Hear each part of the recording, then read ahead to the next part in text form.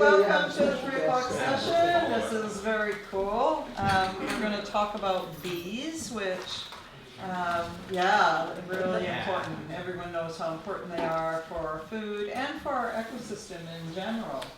So this isn't as much a formal lecture as it is a bit of a discussion, and it'll be learner-led.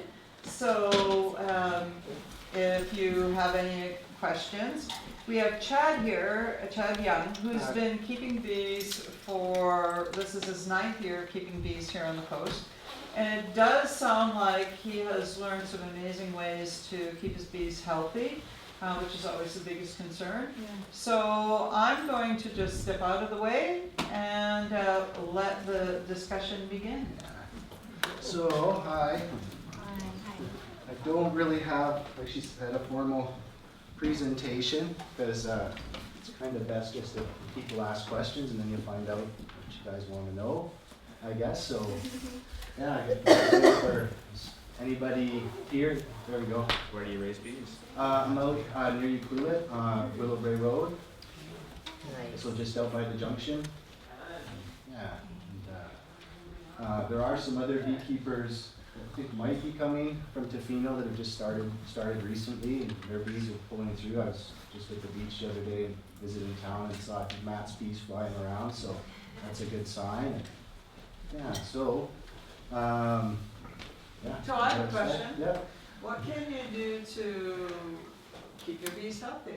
The number one thing is start with good genetics. So like if you're getting bees, you want to get bees that have been around like at least on the island for a while. You can order packages online and from other countries and stuff like that, but they typically don't do very well. And also if you're getting new queens, you want to get queens that are bred on the island or breed your own queens, because as soon as you start breeding or bringing in queens from like New Zealand or Hawaii and stuff like that, it's not just a matter of could be bringing in disease, but they just don't function really good out here.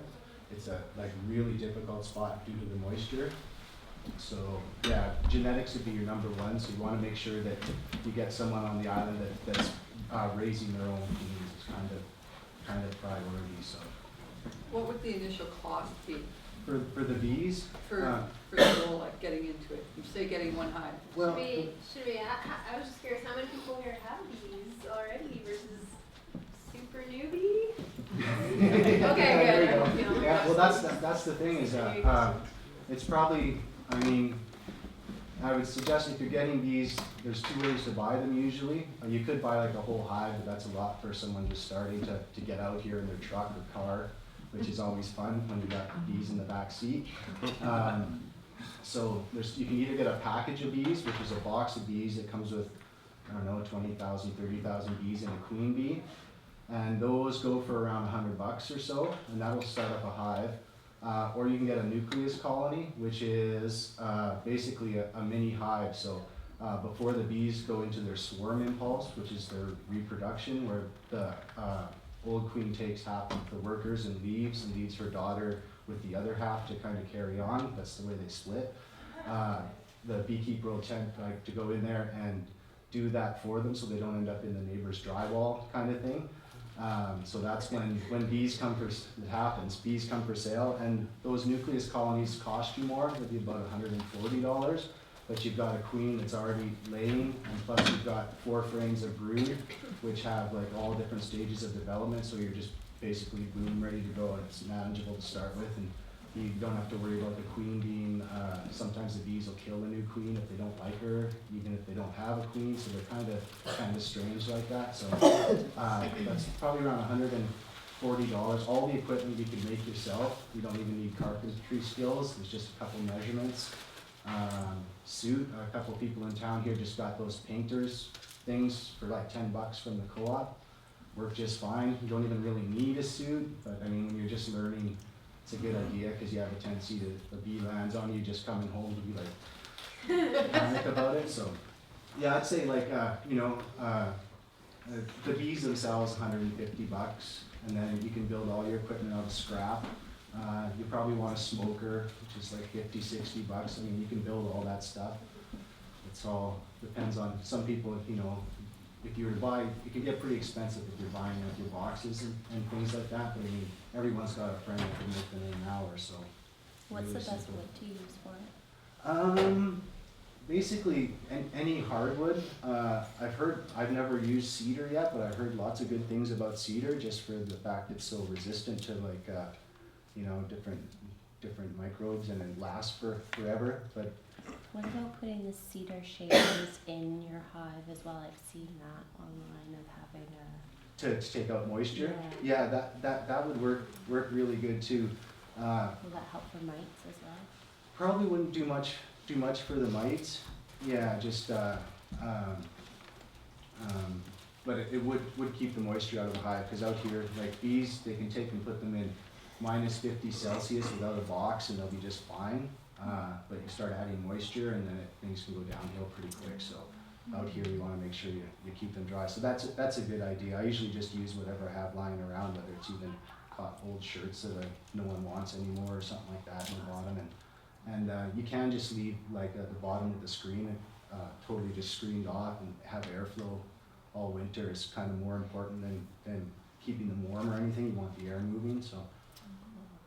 Yeah, it's, When you said get acclimatized bees, like, do you mean shady and Ucluelet, or do you mean like on island? Well, you could get some from Nanaimo, or what do yeah, you mean I by would say acclimatized? Saul Noet's Jingle Pot in Nanaimo. He's after, it was, I don't know, 6 or 7 years ago, there was a really big wipeout on the island, and him with Brenda Yeager, who is the bee inspector, I think she's on Denman or one of those islands, but they saved the surviving queens from that kind of wipeout, and they went down from like, I think he had 200 hives and came out of the winter with like 4, that type of a wipeout, right? So, and then they rebred that survivor stock, and it's doing really well. So, I mean, anywhere on the island's probably better than not on the island, but the closer you can get to out here, the better.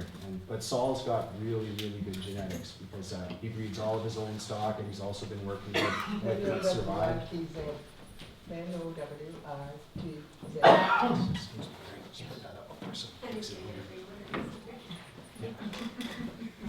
So you don't have very much sun where you live. Like, how do you do it? There's not many meadows where you live, or? Well, the bees love the blackberry. Like right now, they're in the gorse and the broom and embers, and there's lots of flowers for them. I noticed a couple people in town here were having quite a bit of early honey coming in. So Tofino seems pretty good. There's lots of food for them.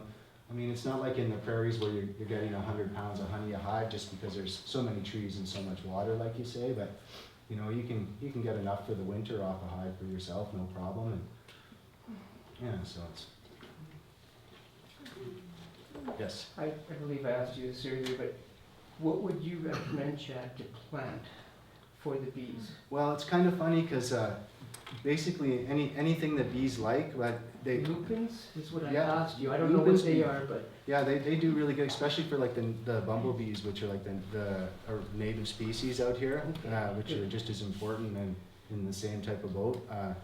They really like those, but it was funny when I was first starting, because I picked an area about the size of this room and was like, all right, I just out of nowhere was getting bees, and so I planted a little bit of flowers and stuff. I was like, that'll feed them, and then I learned that they forage over 5 miles in a circle. So it's basically like if you have bees in town, they're all the way out to Cox Bay and everywhere in town. So it's kind of like you would have to plant a farm kind of thing to get them to make any difference. So I did a sheet for bee fodder through the seasons.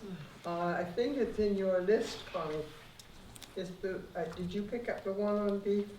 Yeah, I think And so it gives you a good idea of what you could plant. It's specific to Vancouver Island. Okay, I nice. crossed off everything else off all the other lists and just. where is Yeah. that at? I gave it away this morning, Okay. and Connie may have it. It would be at the very end, I think, Johnny. Yeah, it's interesting too, because you'll notice like Oh, yes. like the honeybees and the bumblebees and like the wasps and stuff, they're all into, they'll share plants that they all like, but then they all have specific plants that are like different to those species too, so it's kind of neat that way. You have it, So the lists that I have here are spring, willow, They alder, love the willow, maple, poplar, arbutus, which doesn't count here so much, apple, and I'm sure even the wild crab apple would, Oh, Be very- they're always in that, yeah? yeah. And crab apple is here, cherry, plum, hazelnut, witch hazel, hazelnut, dandelion, Dandelions are a big one, blueberries, so that would include the huckleberries. yeah, cinnamocha they like. And raspberries, which would include the salmon berries. Heathers, broom, Oregon grape, nice native plant, viburnum tinus, mustard plants of all kinds. I know Yeah, the from when my brassicas. kale goes Yeah, they to, go nuts for they go kale. crazy in the kale flowers. Crimson clover, Phalacia, which is a little annual plant, Gaillardia, butterfly weed, and all the herbs, mints, fennel, cilantro, sage, anise hyssop, oregano, borage, lavender, Spanish and English thyme, marjoram, chives, bee balm, dill, cucumber, melon, all the clovers. And there is some native clovers here. The purple clover is native to here. Alfalfa, hairy vetch, buckwheat, sunflowers, ceanothus, buddleia, hollyhock, holly, echinopsis, cleome, and rock and ground cover, like sweet alyssum. And then the herbs again for fall, mustards, goldenrod, heathers, hollyhock, asters, gaillardia, salal, and vitex. And out here too, like right around the blackberry, when the blackberry starts blowing, that's when the majority of your honey comes in. So they really like the blackberry in the fall. so Connie, can that go through some distribution? Is there a way to get it back? Yeah, I have my cards here. And so if you take one of my cards and you email me and ask me for the list or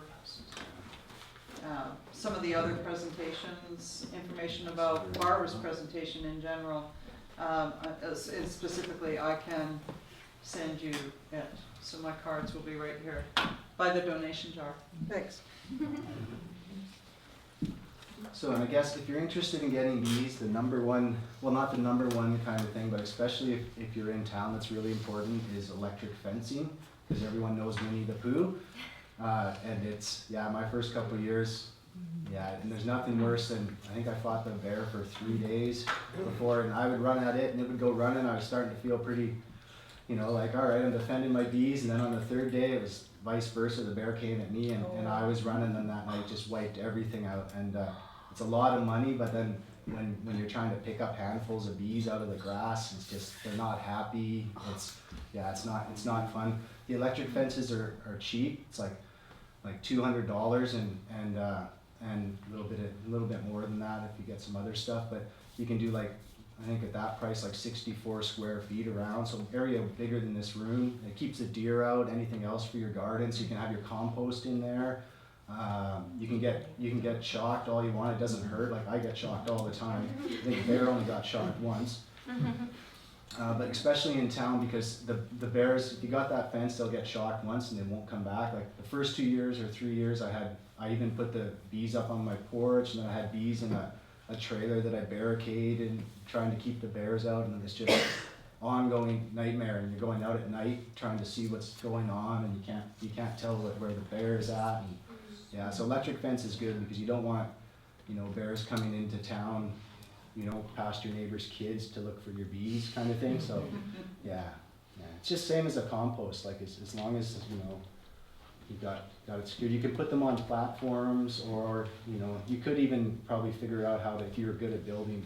I tried building cages around them and stuff, but I mean, by the time you spend all that time and money doing that, you just buy the fence. It works wonders. Is there any bylaw in Yuki or here about having bees in town? Not yet. So do it before you. Well,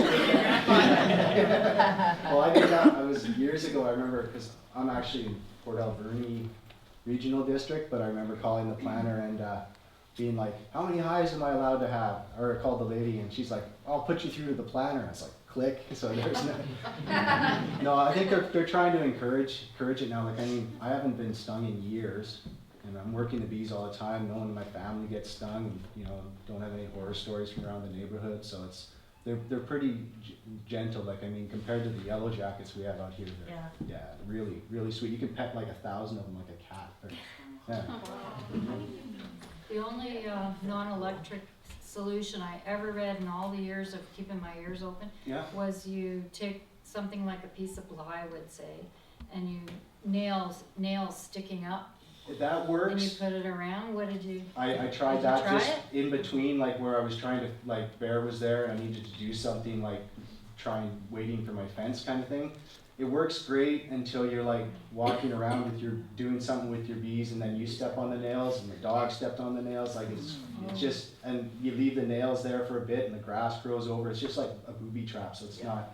And then you got it, you know, it'd be good in like Alaska or something, but you don't want a bear with like step on a bunch of rusty nails and it's hurt and walking around town looking for vengeance.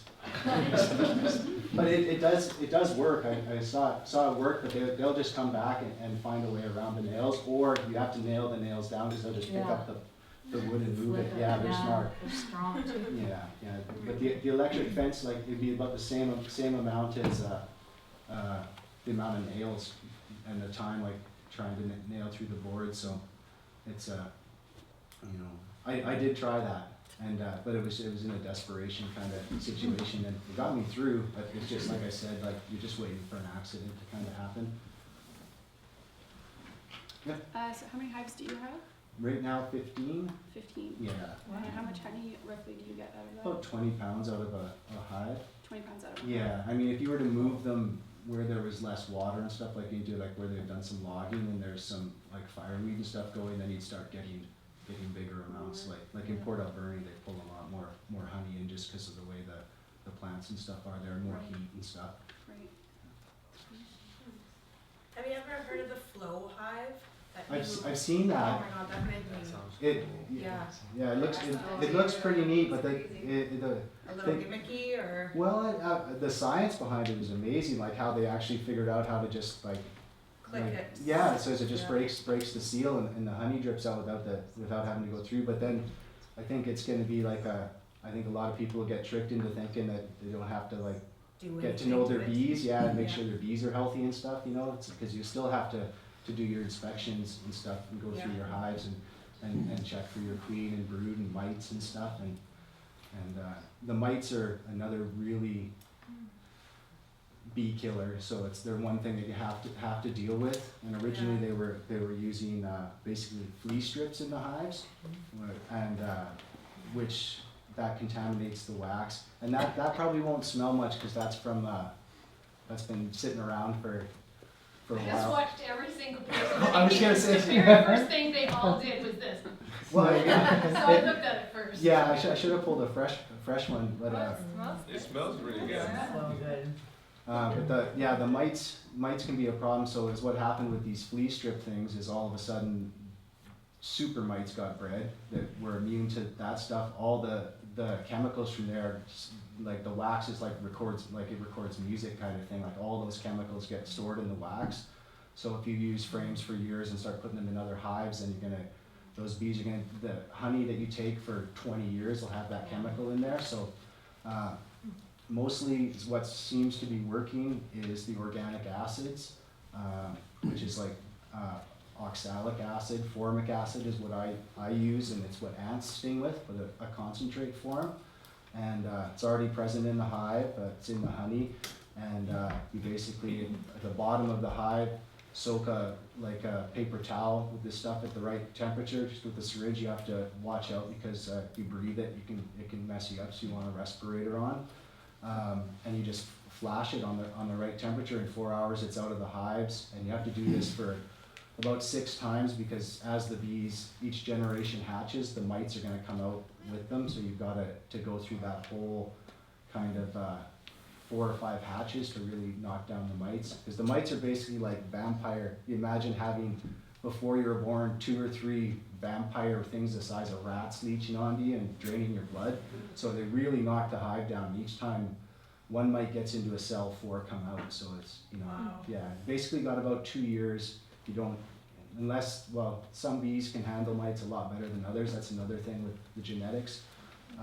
But you have about 2 years of doing nothing with a mite problem and your bees will collapse. And Are there any predators you can buy to like kill the mites, eat them, like predatory mites? I've looked into that, and I've heard like rumors and stuff, like there's some pseudo scorpions or something like that they're researching that do that, but it doesn't seem to be. But the more you like, if you check your mite levels, you have a board that your box sits on. It's like a screen, and then so you can put a little tray under there, and as the mites die just naturally, they'll fall onto the bottom. So you take that out and you count how many mites fall in a day, and then you figure out how big your infestation is. But the more that you can let your bees deal with the mites, the more they become to be able to deal with them on their own. So less and less treatments. Like the bees I have now are pretty good. They'll rip the mites off each other and clean and stuff. So it's it's a matter of kind of And how do the mites, like, how do they get into the hive? How do they infest it? I Or think do they come like on the bee from like out they're collecting? yeah. Well, no, they come with the bees. There's just there was no mites on the island till like the late '80s, and then some guy. There used to be all those signs on the ferry, no honeybees. Yeah, quarantine, but some guy didn't listen to that. I think he's still in jail. Yeah, so he's smuggled in some bees with mites, and then that's it. So, yeah, but they're. I was talking to the elderly beekeeper in the Nanaimo area. Which one? Is it Hendricks or? Theo? And, Frederick? Yeah, the father, and I think this is what he said, that they Oh, were Cedar Road? Sorry. Yeah, okay. yeah. And I think this is what he said, like they brought bees from Russia that didn't have the mites, but after being here, they got mites. Oh, yeah. And he thought it was because they were weakened from all the pesticides, because in like Russia, they don't use a lot of pesticides. Yeah, I don't know if we were just, yakking. Yeah, it's a tough one too, because I wonder the pesticides are definitely a huge thing, but like, I mean, I've had die-offs out here, and I mean, there can't be a lot of pesticide. Well, maybe there is on the roads and stuff, who knows, right? I know there was a guy that used to bring bees out by the landfill, and when they first did the logging out at the lake, around the lake, and he was doing really, really well, but then they came in and sprayed the weeds, like the alders and stuff, so that the fur could grow up, and then he wiped them right out. So it could be, but the Russian bees are one of the most hygienic bees there is, as far as the mites go. So the Russian bees are actually the ones that will live the longest without you having to do anything. So they're very, very hygienic. So they're one of the better ones for keeping the mites at bay. I think this lady was saying that they spray along the roads, and that's where you said they used to. They used to, but. The bees used to collect a lot of. Well, yeah, the dandelions and all that. Along the roads where it was kept short, but then when they sprayed it, that's all that area gone. But I think that's pesticide stuff stays there forever. Oh, it's got to, yeah, and it makes a big difference. Like even if people are using Roundup or stuff like that, it's just bad news. And just for the frogs and everything else, you know. What's your sort of time investment per hive or for your 15 daily? Now, whenever I can, I guess, which is pretty regular, like once a week. I mean, when you're learning, you're gonna want to go in there. Well, there's two types of people that got them but then don't really want to go in there kind of thing, so they let it go, and then people that are in there all the time. So you want to check on them like every 10 days, which could be just a matter if you just make sure they're okay, it could be a matter of like 10 minutes going through, but you want to spend 25 minutes checking out what they're up to, and you learn a lot just opening the boxes. So it's basically as much as you want. Like you'll start making boxes, or you'll take your boxes in at night and start drawing designs on them. So it all depends on how far you want to go. It's pretty, probably less time than weeding in the garden, that's for sure. Like I find, you go through, there's a couple times of the year where critical things have to be done, and then most of the time in the summer, it's just making sure your queen's there, there's no illness and stuff like that, and then you can leave them 2 weeks at a time, no problem, if you have to go somewhere, or, you know.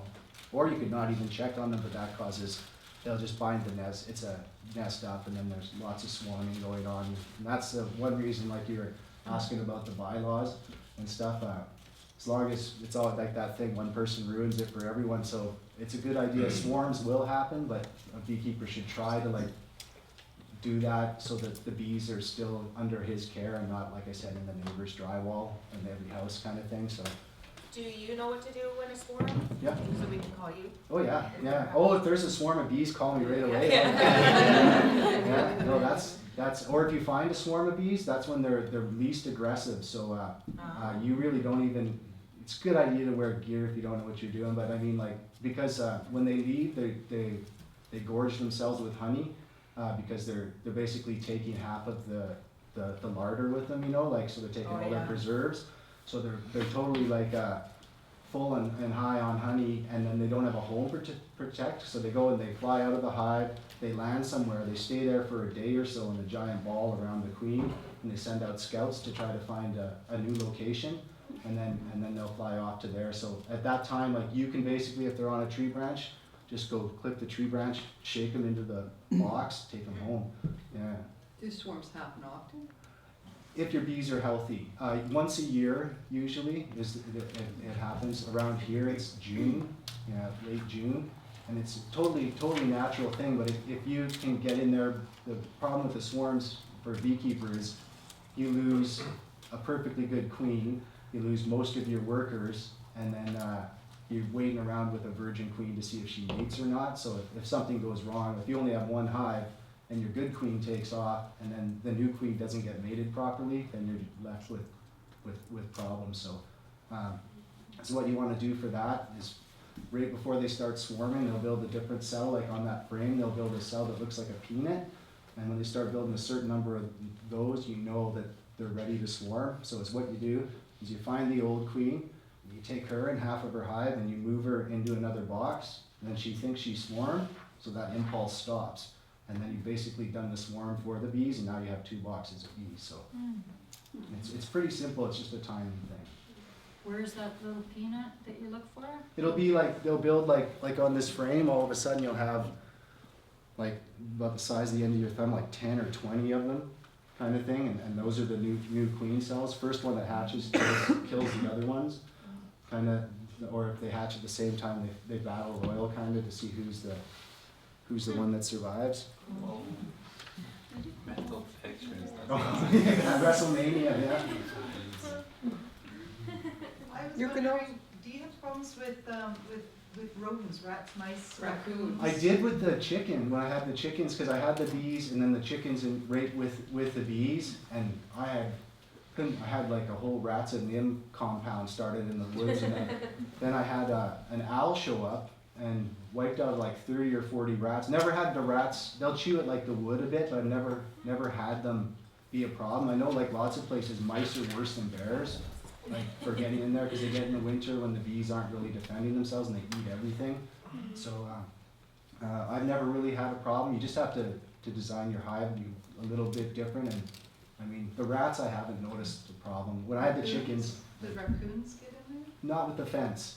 No, Oh. yeah, the fence will keep anything, like deer. Put it down low and stuff. Yeah. The only thing I remember when the owl showed up and the chicken hawk showed up, the electric fence for chickens, you want to have some sort of net up above, because that's the only time I lost my chickens was to birds. What kind of electric fence do you use? Just like the singles, like strings that are electrified? Like Mine is, you can use that. The one I got that was really cheap is like poultry netting. So it's actually looks like fish net with like squares about that big. And the place I got it from is Nanaimo or something. Ferris Fencing it's called. Bears? Yeah, Ferris or FER, something like that. And if you ask them just what the beekeepers are using, they'll hook you right up. Yeah, send it there within a week. Really good to deal with. So are all your hives the same breed? No, there's probably quite a few genetics there. I started out with a couple difference, and then I went to a queen breeding workshop and won the 50-50 draw. And so I had a queen in the bank for a couple years, just because you want to bring in new genetics every 4 or 5 years, just so once they start inbreeding, then they can lose some traits. Right. What would happen if you were to take those queens, all those little peanuts, Yeah, and put them into a separate cell? new hives. New hives. Yeah, new hives, each one, so that's, as long as you have enough bees for them to take care of the hive, like a lot of times people that are breeding queens, that's what they'll do is they'll make a frame that has fake of those cells, but like 50 fake of those cells, so the queen will go lay eggs and all of a sudden there's 50 queen cells on one frame, and they have them glued to the frame where you just put them off and then put a little cage over it, and then when they hatch there's your queens that people sell, so. Yeah, so yeah, you can, that's kind of a good one is because a lot of the island beekeepers don't have the queen rearing stuff down, and so like I know the inspector and stuff wanted people to start being able to breed their own queens instead of relying on buying them, because a lot of the stuff on the internet will tell you to like kill your queens every year and put in new queens, but it's like if you got a perfectly good queen that can live to be 8 years, like a lot of people will go have like an awesome queen and then they read the literature, go in and then I haven't killed any of my queens on purpose. But they'll go in and pinch all the queens' heads off in the fall and put in new queens because a young queen won't die out through the winter, so there's a better chance. But it's what people do is they have like pretty good genetics going. They get rid of all their queens and they order from New Zealand or something like that 20 of the exact same thing.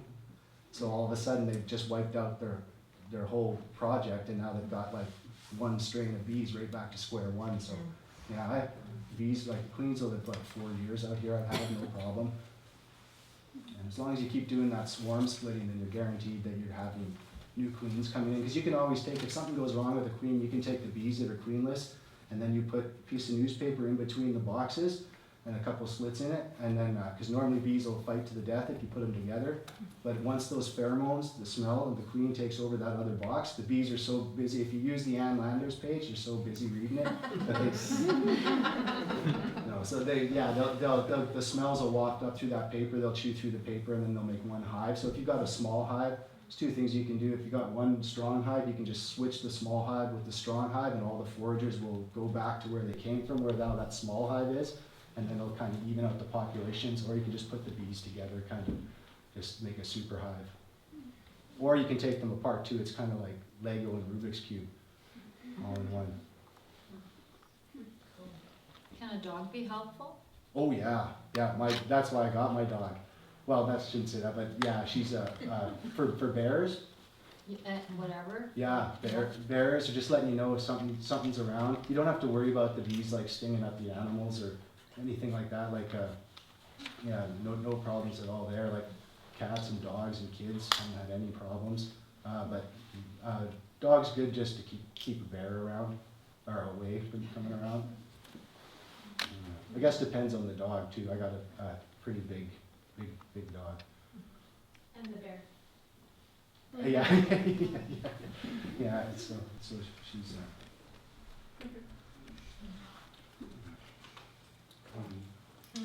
The wax smells really good, even though I said it's a little bit old. Yeah. Do you use the wax? Candles. You get lots of scrap wax. Like if I put this frame back in the bees, I'd probably scrape the top off here, just because when you're going through the hives and you're pulling apart stuff, like when everything's glued together, it's a lot of like knocking the bees around trying to get the frames out. So you want to, you keep it maintained. That's why I tell people when they're learning, they're like, well, I don't want to bug the bees, and it's like, well, you're gonna let the bees cement the nest into like one big, and then you're gonna be in there with an X-Acto knife trying to like, when you should be able to just pull it out like files out of a file cabinet and know what's going on, without even bothering them. So. And what do you do with the wax? Soap, like making soap. Yeah, beeswax soap, candles, lots of jars of it sitting on the shelf that need to be rendered down. So you gotta kind of purify it. Yeah, it's just like, it's like making, just like boil it in a little container in water. It's pretty easy, but it's just, it piles up, and then, And the one thing too is you gotta make sure you get your own beekeep. I'm always constantly taking all the dishes from the kitchen out to the bee yard, and then someone's looking for where the pan is or where the spatula is, and the bees, it's over, the bees got it, so. Yeah, it's good to have some stuff designated, like for wax, like a pot that you're gonna use over and over again, cause all of a sudden you wrecked everything in the whole kitchen. Every pot's got some sort of wax in it kind of thing, so. A question about like feeding the bees and how they eat. Like I've seen Yeah. shows where they fill it up with like sugar water, but You know, that doesn't seem like that'd be good for them. Like, it's not, the only time you'd wanna do that is like when starvation's kind of imminent, like in the late in winter. so how do you balance that with like how much you pull out versus how much Well, to eat, or how? That's the problem with like a lot of honey that you're buying at the store is probably like, I think it's 10%, to be #1 Canadian honey, only 10% of it has to be from Canada. So, yeah, so is what happens is the beekeepers, yeah, they bring in truckloads from other countries that is mostly sugar water, and then they just have to put in 10% of their own honey to call it #1 Canada. So are those bees then making honey from that sugar water instead of like flowers? Yes. That's what it is. Yeah. Instead of going out and naturally foraging, yeah, it's you're like- feeding them that way. It's not okay. Yeah, it's like fast food for them, and it's it'll keep them alive if they're starving. So sometimes you have to do it, but it's definitely something you don't want to do. And plus, sugar is expensive, so you don't want to, you know. Yeah, you want to. Can I just add to that? Without harveys, that we've only ever used it at the end of the season when there's no more forage. Yeah. Then they're only simply going to use that to, it's not high-end honey, but they're going to use it for storage. So Yeah, that they need it for warmth in the winter, they have to eat something. Yeah, So but they're going to eat that by the time that spring comes around, or they'll have stopped using it, and it will be gone.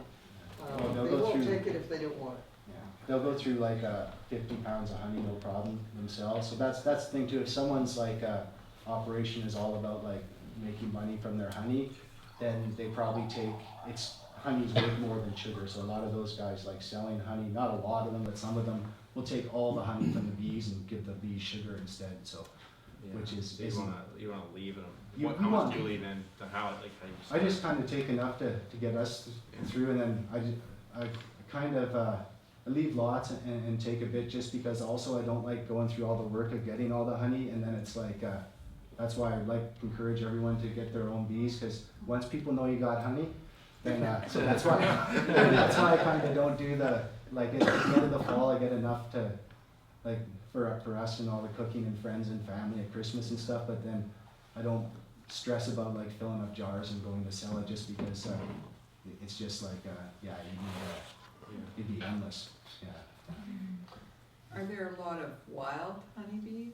Not anymore. Yeah, they're pretty rare. Yeah, like there's some feral bees, but it's like they're still out there, but it's without someone watching them. As far as honeybees go, they don't last long. If you do find a wild one, those are the ones you want to breed from, because they're probably pretty tough. It's more of a honey question. Yeah. I was watching a cooking show several months ago, and it never occurred to me, never seen it before. Not even sure if I heard it right, but the chef said, you take the honey spoon, you got the honey. He says, but it's important that you don't contaminate it by licking it, because your saliva would Ferment. do something to the honey. Probably turn it into mead. And then it was over, and I went, huh?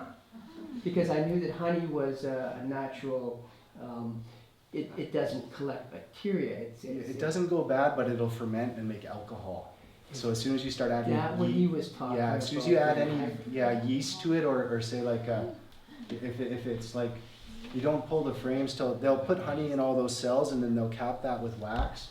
And if you take a frame out that's full of honey before that they've finished dehydrating it to like, I don't know what it is off my heart, but it's they take most of the moisture out of it. So if you take the honey too early and put it in a jar, you end up with honey liquor. Yeah, which mead is Do you make mead? yeah. What's that? Do you make mead? No. I just well, I've tried making wine a couple of times, and I've kind of learned my lesson.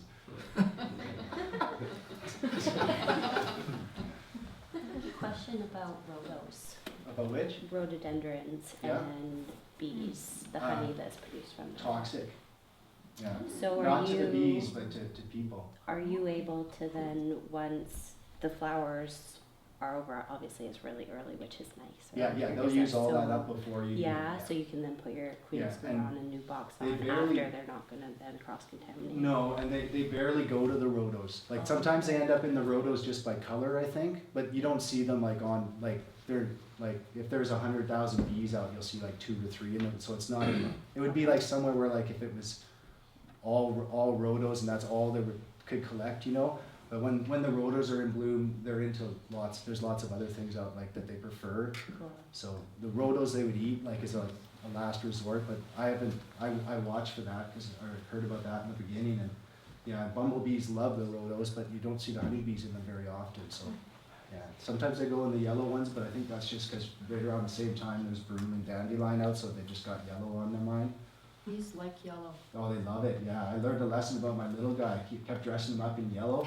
I got him out in the yard.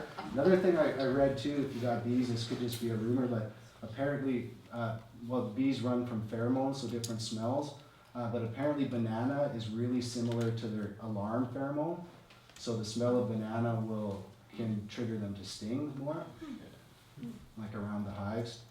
Like if they're threatened, they'll release a smell that lets all the other bees know there's a problem. So I've never had it. The thing about beekeeping is too, like, that's why I wish there were some other beekeepers, because if you ask 100 beekeepers, you get like 300 different answers. So yeah, it's kind of science, but a lot of art too, so it's open for all sorts of interpretation and, you know, lots of experiments. If things go wrong, everything's really salvageable. Like if you got bees and something went wrong, you didn't have a queen, you could call me up and I could bring you a frame of eggs, and the bees would rear one queen out of those eggs. Any egg that's hatched that's under 3 days old, they can still make a queen out of it, so if they're in desperation. Do wasps interfere with the bees? Not terribly, but weak hives, yeah. Okay. Yeah, if you've got a strong hive, the bees will keep them out, no problem. But a weak hive, the wasps will go in and raid it and fight and kill. And We had such a large wasp problem last year. I put up hummingbird feeders every year. oh yeah, they like that. The wasps run one. I took down the feeders. And actually I put one out on the exposed windward side, and the hummingbirds still had access. The bees were getting blown away. Yeah. Sort of worked, but I think we've got quite a bit of wasps now, so. Keep your hive strong, it's not a problem. And also you reduce your entrances. Like a lot of beehives you'll see have like a big door at the bottom. And then the entrance like to my bees is probably like maybe like 3 centimeters wide, and that's it. And I keep that on a lid that's like an inner cover, and then so there's a box, and then I have this inner cover which has that little notch, and then you can have normally you'd have like a telescope, like a cover over top of that, like, you know, like extra cover, but I don't even bother. And then that way, especially in the winter out here, is that you've got all the moisture from the bees like breathing and stuff. If you have that top entrance, all that heat and moisture is going to rise and leave the hive, so it works really good out here. Yeah, wasps are a problem. I remember once after a bear attack, bringing up the surviving bees up onto the balcony when I was just starting, and then they were really small, and for some reason like the queens had survived. I picked them all out of the grass, and but they were really small, and you know those bald-faced hornets, the white and the sound like helicopters when they come by. Well, I went one day and I was trying to figure out what the bees were doing, because there was like a gap along the cover, and all the bees were out along this line, and these bald-faced hornets would come in and then hover and then fly along the line, and the bees would do the wave like at the stadium as the thing would go side to side and trying to keep them out. Went on for days, and eventually the hornets won. But if the bees are strong, no problem. Even a strong beehive will go try to take out from a small beehive. So the key is trying to keep, if you've got more than one hive, keep the populations similar by moving them around, you know. One of the things I tested in Nanaimo was, because we can get these very hot summers now, and they're really challenging. The wasps are really challenging the bees. And that was all over the region. And that was that you go to the very far outer edge of your bottom bar, and you cut that a little space in the back of it. Okay. And so they don't actually go in and out here, they're actually going up like this and out of that corner. Gives And them so more. the wasps are determined that they're going to come in and attack by that front position, Oh, which is so the they gotta only position they escape know. route. And in the meantime, the bees themselves are traveling quite comfortably in and out of that Oh, bar, and then they keep the upper guards at the right-hand front. corner. So you want to keep that bar for that purpose, because you don't want the wasps to get used to the idea that That's they where- could learn anything about that. Yeah. That goes on if you had a serious wasp attack. Oh, okay. Huh, that's an interesting way to try it. So it's a separate bar. Okay, like just like, as you mean like a frame that's notched Yeah, it out, would, or- it'd be a 1 by 1 or whatever Yeah. that's going Oh, to be. okay, I gotcha. But yeah. instead of having the open space right there in the middle, like where they're used to, nothing there. Okay. Just this little space for them to go in and out. It doesn't go all the way down, it's just at the top of that Oh, okay, corner. interesting. Huh. And they could be able That'll be to, cool. I mean, everybody was using it. And it was working? Because, I guess if you're around a lot of people who clean fish, for instance, Oh, it yeah. brings in your wasps. Well, And the weather is extraordinarily hot. yeah, and the wasps aren't friendly like the bees. Yeah, well, I shouldn't say that, they're just as important and stuff like that, but like, stepping on a wasp nest is a big difference from opening a beehive as far as like, they get mad. Yeah. Anyway, it's worth having it if you think that we're gonna run into a really hot summer. Okay, and then would you reduce that other entrance too, just, like the size of that entrance? And it seems to be a one size. It's Okay. just so that the single bees can go in and out of it. Okay, cause I know too, like when the wasps are getting really bad, like over the entrance, you can put like hardware screen that's just enough size so that the bees can Yeah, that would defend. work too. Just Mhm. like, 'cause So they might think they're gonna get through, but they're not. but they have, yeah, they're trying to find a way in, but the bees are really good at protecting themselves if they can, so, Mhm. yeah, I think strong hives are kinda, and it's weird, cause, I haven't seen the wasps really around my place in years, and they used to be a bit of a problem, so, I don't know. Sometimes you move all your your hives to another good location and Just that because of you wasps, leave the or- wasps behind. Oh, okay. Yeah.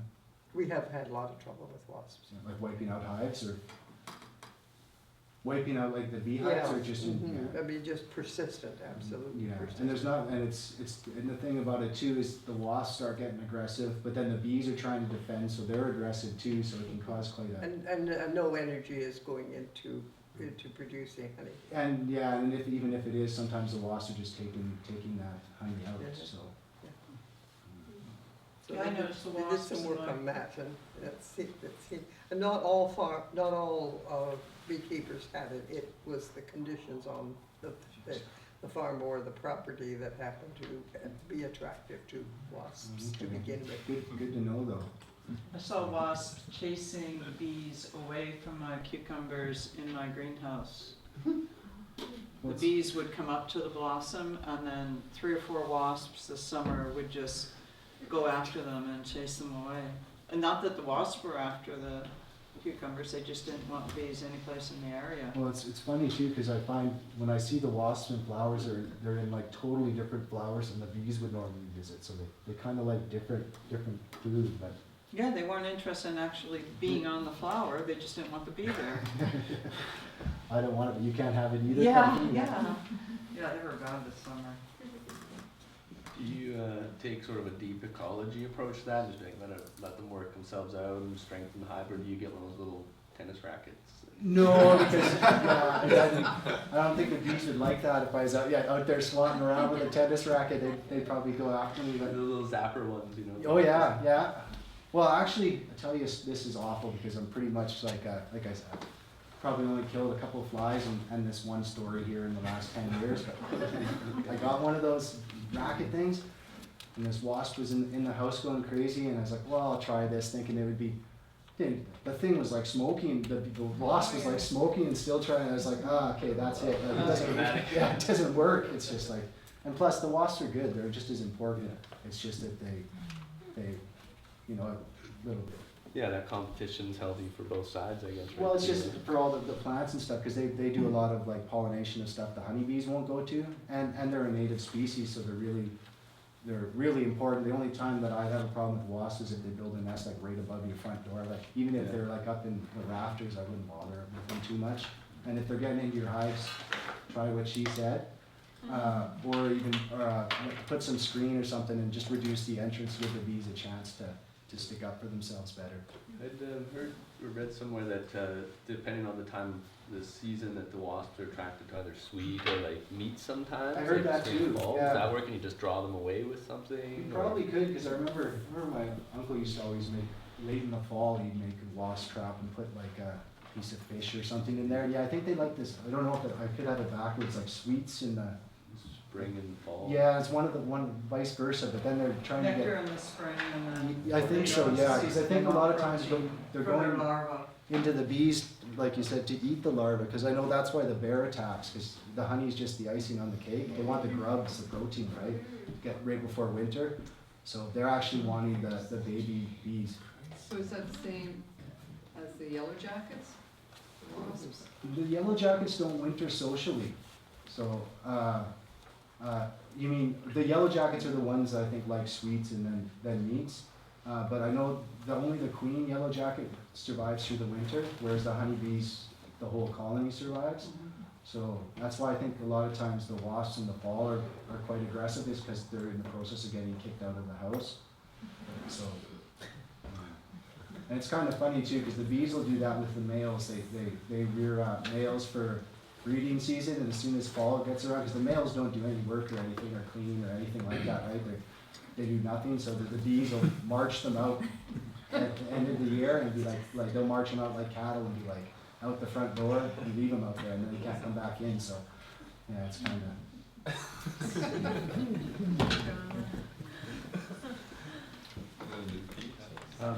Speaking of all those kind of interesting little quirks and stuff, you know, they say that First Nations traditions, like animals have sort of a lessener spirit, you know, certain characteristics. What do you find with bees? Is that for you? I don't know. Who might have taught you, or just a lesson you take on? Yeah, but lots of patience, and then lots of not giving up and trying new tricks and stuff like that, and then surprise too, because when you get bees that you're like, there's no way those are gonna make it, and they do awesome, and then you've got like a boomer hive, and then all of a sudden, so it's just a lot of just patience and Boom and bust, so, chaos. Yeah, pretty much. It's basically nature crash course. Kind of like everything's. Microcosm. Well, yeah, because everything, even down to like, can't remember how many. There's hundreds of species of mites that can be on bees, and only a couple of them that are bad for the bees, and funguses as well. Most of the island, I think, treats for a fungus called nosema, which is causing a lot of bee declines. There's two different types. I've stopped treating for it, and I've had no problems. A lot of people swear by treating it with I think it's fumagillin or something like that, which is another fungus that kills that fungus, but it also kills all the hundreds of beneficial. So it's kind of like inside the beehive, there's multitude of different organisms. So a lot of the treatments and stuff that people use wipe out everything. It's just like antibiotics, right? You know, like you can only, sometimes you need those other bacterias to like yogurt's a good bacteria, you know, so it's that type of thing. There's lots of bacteria in the beehive that are important, and sometimes you go in there and try to wipe out one thing, and then, you know, wreck the whole balance. Just like, I guess, everything else. I think that herbs, your perennial herbs, your winter herbs, that flower happily through the summer, but also set flower in the fall time, and they kind of stay there. Okay. And so as your flowers are disappearing out of your garden and there's nothing fresh, there are actually fresh. Some of the heathers are fresh and will bloom right in through the winter and into the spring. And a lot of your perennial herbs, like your rosemary and particularly oregano. Well, that's The different interesting kinds of, yes, plant them near your hives. You can have them in big pots, or you can have them, if you're going to have the hives there all the time, plant them in the ground. A lot of those have they nutrients. want a lot, and they want big plants. And they will come out on any little dab of half an hour of sunshine. They'll come out and sit there and just enjoy the sunshine and feed on those. And I think they flowers. use a lot of those plants like medicine It too. provides a lot of comfort and happiness for them on those short little bits of sunshine you get through the winter time. Not when they're actually balled up, they can't, but in the late fall. Well, and like a Till lot of November. important nutrients and stuff too, because like I said, with the mites you can treat with like thyme oil. It's not 100%, but it's concentrated thyme. So a lot of those essential oils from those plants are really beneficial to the hives too. So they, like you said, while they're feeding, they're actually getting medicine too. So They're antiseptic, yeah, it's good plants to have around and just. antifungal, they're all kinds. And there's lots of things to try too, because I was talking to, I can't remember, I think they were from Germany, and this lady was telling me that her dad used to always go get ferns, and at the end of the winter, put them all along the top of the frames, and the bees would chew that up through the winter. But the ferns are quite high in oxalic acid, which is another treatment that you can use in the middle of winter when there's no brood. So Yeah, I've heard that bracken fern is really good. Yeah, that's really what good she's- properties for many reasons of helping balance out with antifungal and antibacterial. I think it's the oxalic acid in it, but that's what I didn't try it, but it sounded pretty interesting. Would that go into the hive, or would that just be a bedding around the hive? You're saying putting it on She top? was saying she'd put it on top of the frames Almost like a before, mulch. Oh, the frames above the inhibition. yeah, like I can see that. getting ready above the cluster for winter kind of thing. And then when the bees start clearing out, like in the spring, like cleaning house, and they'd be chewing that up, and then they're broodless while they're chewing it up. So you got that oxalic acid being released while there isn't any brood present, because oxalic acid will kill brood. So you got to make sure if you're using that it's when the bees are broodless, or else you'll wipe out a whole generation. Brilliant. There's always a natural solution. I've got some bees in a wall, and I'm not near town, like 7 miles by water from town. So Bumblebees, honeybees? honey, because I didn't know what kind of bees they were until honey started dripping down the wall. Okay. They're probably they could be really good bees, because they could be. I think Pete Scholes had bees out of Catface once, and then he got wiped out by the bear, because he left them out there, I think. And then I know someone on Vargas had some bees at one point. So if those would be good bees. So if you like them in your wall, no problem. But if they're honeybees, you could get them out of your wall and put them in a box, no problem. Is this a good time of year to do that? Yeah, you'd be dealing with a lot less numbers of bees and stuff like that. So yeah, it probably would be like you're probably gonna have to open up the wall. Like, is it behind drywall or cedar or something? No, it'll be easy. It's just vapor barrier and some thin wall board. Okay, yeah, you're stoked then. Those are the type of bees you want to try to keep going, because They might not be sweet. Yeah, exactly. It might not be right. Sweet. Yeah, they might be a little, but I mean, like, make sure you smoke them up. Oh, I see. Yeah, so the reason smoke works on bees is because I think what I've heard anyways is that, like any species, that the smoke makes them think that there's a fire in the area, so they start gorging on honey, like in case they have to leave and take everything with them, and then they get so they fill up with as much as they can, and bees get pieced right out when they're full of honey. So so that's why when beekeepers go in and smoke them, the bees start eating up some honey, and that's what calms them down. And also the smoke hides the pheromones, like in case there's any But I mean, it's like you said too, it depends on the bees, because my bees are really, really gentle, so you'd have no problem like getting them out of a wall, but I mean, there could be, until you, but you'd know, they'd probably be bouncing off you at your place if they were terribly aggressive. They don't come into the living space. Yeah. They just are accessing the wall from the outside somehow. I could give you some old frames, and you could try to put a box on the outside of the wall with a hole. It depends on how many frames they have, but you might be able to draw them out of the wall.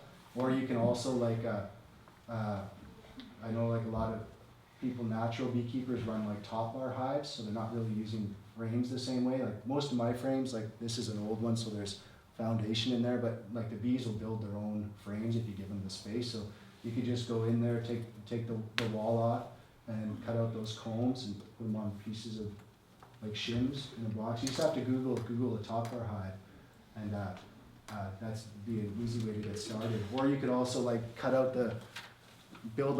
get your frame built and have nothing in the middle, and then you could cut out the comb kind of to the size, put it in there, wrap some string around it. The bees will wrap wax around that and like solidify it in there. And if you don't want them in your house, or you could just leave them in your house, but you'd be able to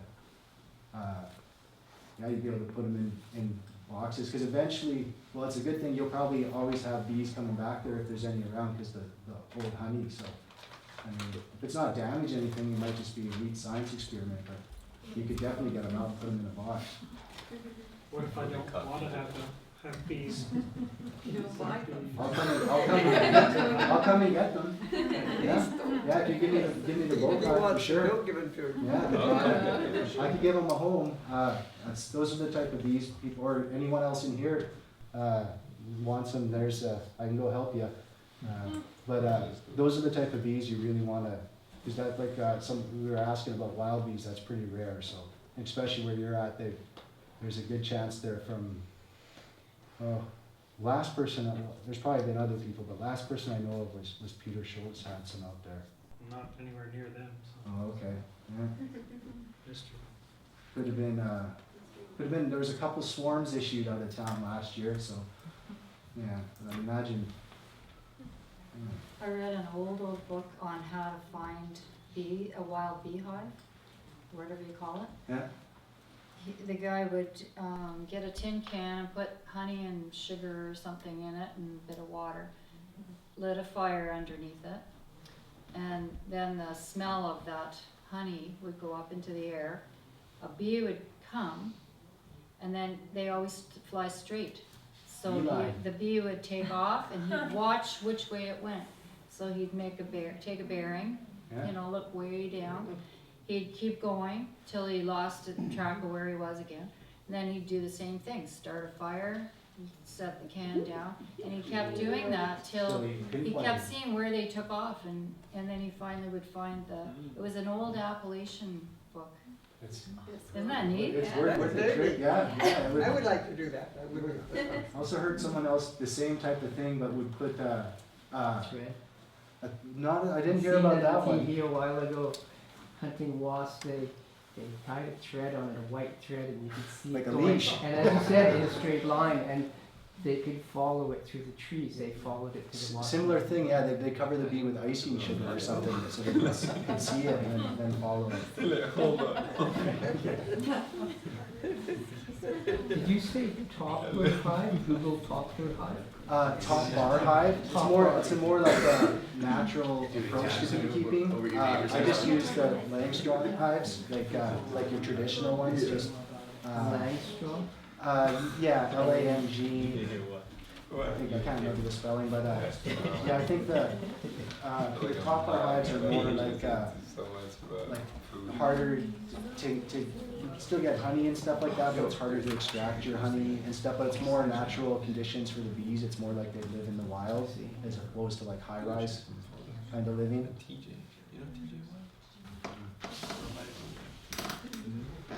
I've got kind of another off the beaten track question. Like, what's your favorite thing to do with the honey you get? Eat it. Yeah. Like how? What's that? Well, it's weird because I don't eat a lot of it because I know what goes into getting it. So yeah, usually friends and family. It's kind of what I do with it. Yeah, I like making soaps with the wax and stuff like that. I kind of just like the bees find them really interesting. That's People can become the honey producers of the central region of the yeah, Vancouver Islands. that's like more people need to develop the industry. Yeah, that's what, and it's the more people the better because then when I was first started out here there wasn't any other beekeepers on this side at the time, so it was really tricky to learn because every other town has like a beekeeping club and stuff like that where people get together and talk about what's working and what's not working. So a lot of it was for me was just trial and error. So it's and anytime anybody, if they want bees, I can help you out, no problem. You can call anytime and talk you through stuff. It's like I had to come to town a bunch of times last year just with some new people and help them out. And it's fun for me. It'd be great to get some beekeepers on the garden tour this year too. Check it out. Oh yeah. People came last year to my place and do it again this year. If anyone wants to come down when the weather's good, it's not a problem either. How to contact you? You could contact me through the Tofino Food Initiative. Community food initiative. Yeah, that's it. That's probably the easiest way. And my name's Chad Jeremy Young if you're on social media. Or you could drive down to Willowbrae, you go down to the end. Don't try to pet the dog if she's outside on her leash, that's the only rule. 726-2554, the phone number. Say it again? 726-2554. Usually don't answer, but call right back when we get the message. I would call ahead before I visited, Yeah. Well, that's and leave it on the answering machine. Well, that way you know I'd be there. But if you call and say I'm interested about bees, I'll call you back as soon as I get it. But a lot of time if the phone's ringing, they'll go right away.